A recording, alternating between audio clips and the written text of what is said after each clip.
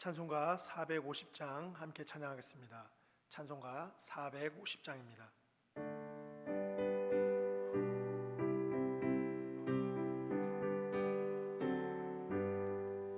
내 평생 소원 이것뿐 주의 일하다가 이 세상 이별하는 날 주 앞에 가리라. 꿈같이 헛된 세상 일 취할 건 무엇냐.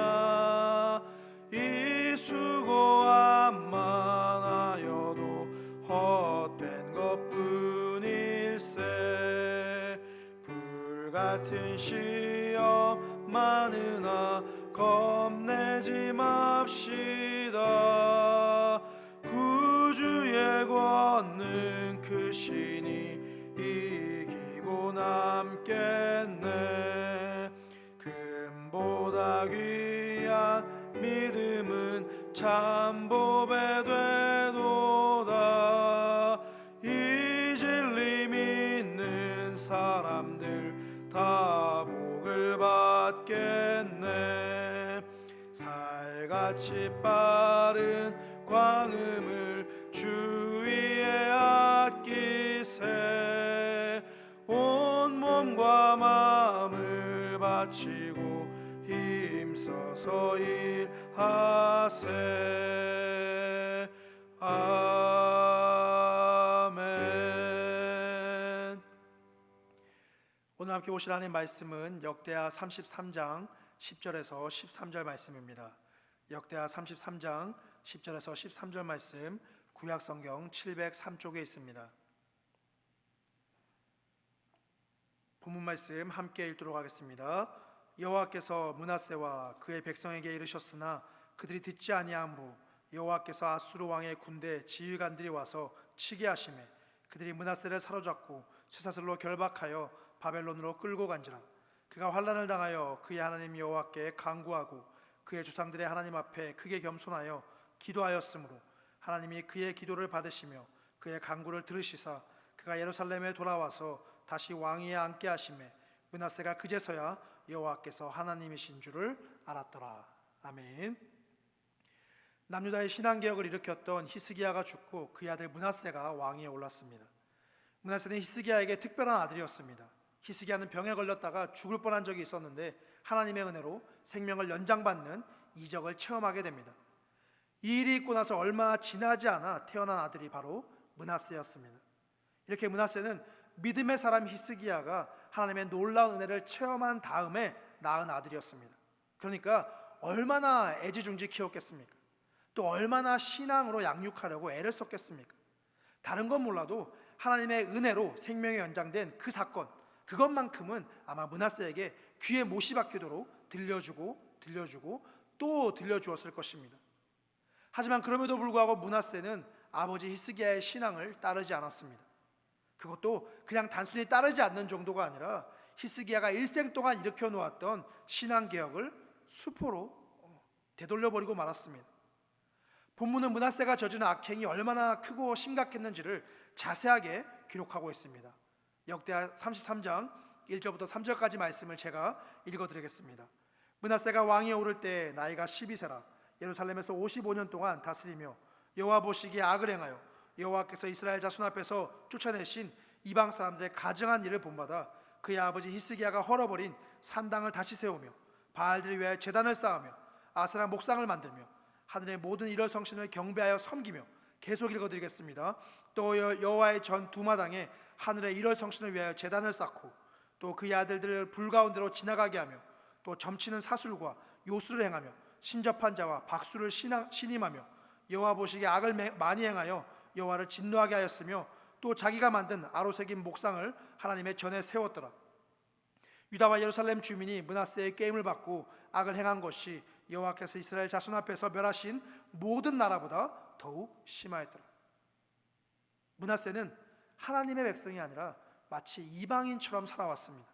산당을 세우고 우상을 위한 제단을 쌓고 목상을 만들고 거기에 경배하고 점을 치고 신접한 자들을 대거 신임하고 심지어는 자기 아들을 인신공양으로 바치기까지 했습니다. 므낫세는 하나님 앞에서 온갖 악한 짓은 모조리 다 저지르며 살아왔습니다. 이로 인해 온 나라가 우상숭배로 들끓게 되었습니다. 그 정도가 얼마나 심했던지 웬만한 이방 나라들조차도 혀를 내두를 정도였습니다. 한마디로 므낫세는 철저한 우상숭배자였습니다. 남유다의 역대 왕들을 살펴볼 때에 우상숭배를 자행한 왕들은 그 끝이 좋지가 않았습니다. 너무나도 비참했습니다. 므낫세의 할아버지 아하스는 아람, 북이스라엘, 에돔, 블레셋, 아수르의 침략에 시달려야 했습니다. 더 위로 거슬러 올라가 보면 제6대 왕 아하시아는 북이스라엘의 왕 예후에게 처참하게 암살을 당합니다. 역사를 잊은 민족에게 미래는 없다라는 말이 있습니다. 우리가 역사를 배우는 이유는 과거에 일어난 일들을 통해서 현재를 살아가는 교훈을 얻기 위해서입니다. 북이스라엘은 차치하고서라도 남유다의 역대 왕들만 보더라도 우상숭배를 저지르는 왕들은 끝이 좋지가 않았습니다. 그러므로 므낫세는 엄연한 역사적 사실을 교훈 삼아서 우상숭배를 멀리해야 됐습니다. 하지만 어리석게도 그는 우상숭배를 일삼았습니다. 그러니까 끝이 좋을래야 좋을 수가 없었습니다. 아니나 다를까 므낫세는 이방 나라의 침입을 받아서 포로로 끌려가게 됩니다. 우리가 함께 읽은 본문이 그 내용을 설명해 주고 있습니다. 여호와께서 므낫세와 그의 백성에게 이르셨으나 그들이 듣지 아니하므로 여호와께서 아수르 왕의 군대 지휘관들이 와서 치게 하시며 그들이 므낫세를 사로잡고 쇠사슬로 결박하여 바벨론으로 끌고 간지라. 전투에서 패배하기만 해도 타격이 큰데 침략을 당해서 포로로 끌려가기까지 했으니 얼마나 큰 수모입니까? 이건 왕으로서뿐만 아니라 한 인간으로서 그리고 하나님의 택함 받은 민족으로서 엄청난 수치이자 굴욕이자 고통이었습니다. 이 모든 것이 므낫세 스스로 자초한 일이었습니다. 그러니 누굴 탓할 수 있겠습니까? 므낫세는 왕에서 포로로 끝없는 나락으로 곤두박질 치게 됩니다. 그런데 불행 중 다행히도 므낫세는 이 일을 겪으면서 늦게나마 정신을 차리게 됩니다. 12절 13절 말씀입니다. 그가 환난을 당하여 그의 하나님 여호와께 간구하고 그의 조상들의 하나님 앞에 크게 겸손하여 기도하였으므로. 므낫세는 그동안 우상 숭배에 찌들 대로 찌들어 살았습니다. 우상 숭배를 넘어서 우상 집착, 우상 중독 수준이었습니다. 자기 혼자만 그랬으면 차라리 나았을 텐데 왕이랍시고 그 권세를 이용해서 그 권력을 이용해서 나라 전체를 우상 숭배의 도가니로 만들어버렸습니다. 그 죄악이 얼마나 크고 심각합니까? 이랬던 므낫세가 환난을 당한 이후로 달라졌습니다. 우상이 아닌 하나님을 찾게 됩니다. 하나님을 의지하고 하나님께 매달렸습니다. 고생을 해봐야 정신을 차린다 라는 말처럼 므낫세가 고생을 한 다음에 정신을 차리게 된 겁니다.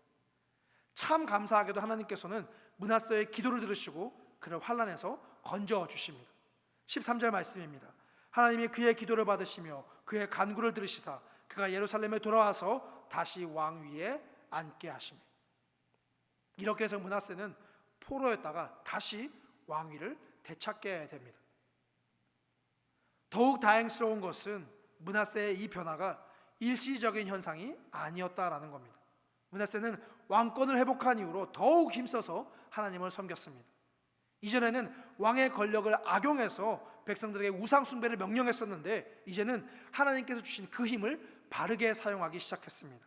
우상을 척결하고 제단을 보수하고 예배를 회복하는 데 심혈을 기울였습니다. 15절부터 16절까지의 말씀입니다. 이방 신들과 여호와의 전에 우상을 제거하며 여호와의 전을 건축한 사내와 예루살렘에 쌓은 모든 제단들을 다 성 밖에 던지고 여호와의 제단을 보수하고 화목제와 감사제를 그 제단 위에 드리고 유다를 명령하여 이스라엘 하나님 여호와를 섬기라 하매. 이렇게 므낫세는 전혀 다른 사람이 되었습니다. 왜냐하면 이제 하나님이 어떤 분이신지 너무나도 분명하게 깨달았기 때문입니다. 므낫세가 그제서야 여호와께서 하나님이신 줄을 알았더라. 이것이 므낫세의 신앙 고백이었습니다. 오늘 말씀을 통해서 우리는 세 가지 교훈을 얻을 수 있습니다. 첫 번째입니다. 역사를 통해서 배워야 됩니다. 우상 숭배를 저지른 왕들은 끝이 좋지 않았습니다. 반면에 신실하게 하나님을 섬긴 왕들은 하나님께 끝까지 보호받고 인도받았습니다. 하나님을 떠나면 패망합니다. 그러나 하나님을 따르면 형통을 누리게 됩니다. 이것이 역사가 우리에게 주는 교훈입니다. 성경의 가르침입니다. 므낫세는 역사의 가르침을 놓쳐버렸습니다. 그 결과 환난을 자초했습니다. 므낫세처럼 역사의 교훈을 저버리는 우를 범하지 마시기 바랍니다. 하나님의 말씀을 통해서, 신앙의 선배들을 통해서, 그리고 우리 삶 가운데 베풀어 주신 은혜의 경험들을 통해서 교훈을 얻는 지혜로운 성도님 되시길 간절히 소망합니다. 두 번째 교훈입니다. 다 끝났다고 생각되는 바로 그때에 하나님께서 다시 시작하십니다. 므낫세는 바벨론에 포로로 끌려갔습니다. 한 나라의 왕이 포로로 끌려갔으니 일반 백성들의 처지는 얼마나 더 비참했겠습니까? 므낫세와 남유다는 이제 다 끝난 것이나 마찬가지였습니다. 하지만 끝나지 않았습니다.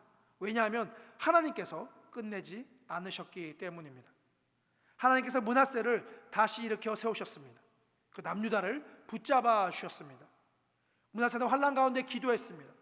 절망적인 상황 속에서 하나님을 찾고 하나님께 부르짖었습니다.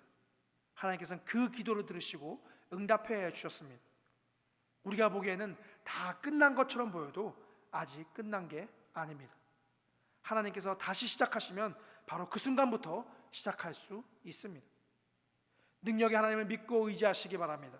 하나님의 도우심으로 환난에서 벗어나게 해달라고 간절히 기도하시기 바랍니다. 그러는 가운데 므낫세처럼 은혜를 경험하는 성도님 되시길 간절히 소망합니다. 세 번째 교훈입니다. 큰 힘에는 큰 책임이 뒤따릅니다. 므낫세는 왕이었기 때문에 막강한 힘을 가지고 있었습니다. 하지만 그 힘을 가지고 나라 전체를 우상 숭배에 빠뜨리고 말았습니다. 또 반대로 그 힘을 가지고 온 백성이 하나님을 경배하도록 지도하기도 했습니다. 자신에게 주어진 힘을 어떻게 사용하느냐는 순전히 자기 마음입니다. 하지만 거기에는 반드시 책임이 뒤따릅니다. 하나님께서 그 책임을 물으시기 때문입니다. 우리는 저마다 크고 작은 힘을 가지고 있습니다. 가정에서는 부모로서 혹은 자녀로서 힘을 가지고 있습니다. 사회에서는 어른으로서, 상사로서 각자의 영역에서 발휘할 수 있는 힘들이 있습니다. 교회에서는 직분자로서 힘이 있을 것입니다. 아무 힘도 없는 사람은 아무도 없습니다. 다만 문제는 그 힘을 어떻게 사용하느냐입니다. 큰 힘에는 큰 책임이 따릅니다. 힘이 적다고 해서 책임을 면하는 것은 아닙니다. 우리는 반드시 하나님 앞에서 결산해야 됩니다. 그 결산을 준비해야 됩니다. 그러면 우리는 우리에게 주어진 힘을 지혜롭게 선하게 사용해야 됩니다. 그래서 칭찬받는 하나님의 종이 되어야 됩니다. 오늘 말씀을 기억하면서 날마다 매 순간마다 변화된 므낫세처럼 이제야 내가 하나님을 알았습니다 고백하는 성도님 되시길 간절히 소망합니다. 이제 오늘 말씀을 기억하면서 함께 기도하겠습니다. 말씀을 통해 깨달은 교훈을 가지고 기도하시고 또한 교회를 위해서, 나라를 위해서, 그리고 각자 가지고 나온 개인의 기도 제목 가지고 간절히 기도하시다가 자유롭게 기도의 시간을 파하시기 바랍니다. 함께 기도하겠습니다. 하나님 아버지, 우리가 이제서야 주님을 알게 됩니다. 이제서야 주님을 보게 됩니다. 환난을 겪고서야, 어려움을 겪고서야 다시금 주님을 주목하게 됩니다. 하나님, 우리의 어리석은 미련함을 용서해 주시고 또한 그런 어리석음 가운데 주님께 나아가는 우리의 마음을 불쌍히 여기셔서 다시 붙잡아 주시고 새로운 은혜의 역사, 믿음의 역사를 할 수 있도록 주님 능력을 나타내 보여주셔서 교회를 위해서 기도합니다. 교회가 하나님 아버지 비대면 예배 상황 가운데 있습니다. 성도님 영상 예배 드리는 가운데 어려움은 없는지요? 성도님의 가정 가운데 또 그 삶 가운데 신앙이 무너져있고 있지 않은지요? 주님 그 상황을 회복시켜 주시고 비대면 상황일지라도 어떤 상황과 환경일지라도 이제야 내가 주님을 알았습니다 고백하며 나아갈 성도 될 수 있도록 주여 붙잡아 주셔서 주님 나라 가운데 주께서 역사해 주시기 바랍니다. 코로나가 더 이상 확산되지 않게 하시고 백신이 개발되게 하시고 또한 백신을 잘 구입할 수 있도록 주님 길을 열어 주시옵소서. 그래서 불안과 두려움에 떨고 있는 많은 국민들이 마음의 위로와 안정을 찾을 수 있도록 도와주시고 이 코로나에서 우리 무너진 우리의 일상들이 다시 회복되며 경제가 회복되며 관계가 회복되며 사회 전반적인 회복이 될 수 있도록 주님 역사해 주옵소서. 우리가 보기엔 다 끝난 것 같으나 주님이 다시 시작하시면 시작할 수 있습니다. 이제 올해는 코로나를 떨쳐버리고 새로운 역사를 써내갈 수 있도록 주님 인도하시고 주여 붙잡아 주시옵소서. 하나님 아버지 지켜 주시옵소서.